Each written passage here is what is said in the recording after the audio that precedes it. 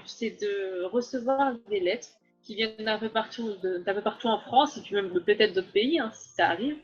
Et du coup, moi, je centralise toutes les lettres qui sont écrites, du coup, aussi bien pour les soignants, mais que pour les caissiers, que pour les livreurs, que pour les agriculteurs, pour toutes les personnes en fait qu'on souhaite remercier pendant le confinement. Et puis je les publie sur Instagram et sur Facebook.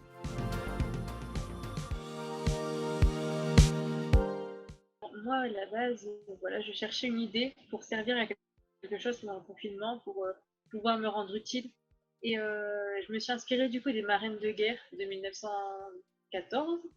Bah, en fait, du coup, c'est de là qu'est venu le projet et je me suis dit qu'avec les moyens de communication d'aujourd'hui, on s'en sortirait mieux.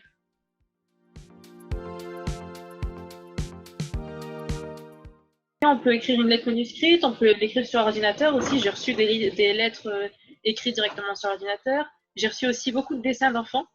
Et ça m'a fait très plaisir parce que ça montre aussi que même les plus jeunes en fait peuvent participer. J'ai même d'ailleurs reçu plus de lettres de dessins d'enfants que de lettres d'adultes. Mais non, ça fait toujours plaisir de toute façon à recevoir.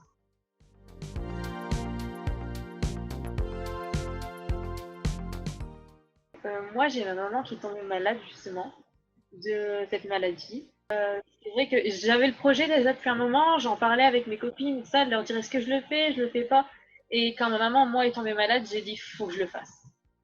C'était un soutien pour elle, mais aussi parce qu'en fait, je me suis dit, mais j'ai ressenti du coup, moi, ce que les autres pouvaient ressentir, et je me suis dit que oui, il y avait besoin de soutien en fait dans cette période-là, même si je le savais déjà, ça a vraiment été le déclic.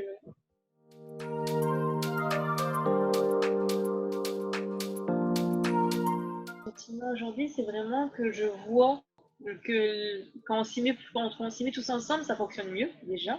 J'ai eu aussi des messages de remerciements et de soutien qui m'ont vraiment touchée parce que je m'y attends. En fait, je ne le fais pas pour ça à la base. Du coup, c'est vrai que je m'y attendais pas et le fait d'en recevoir, ça m'a aussi beaucoup touchée.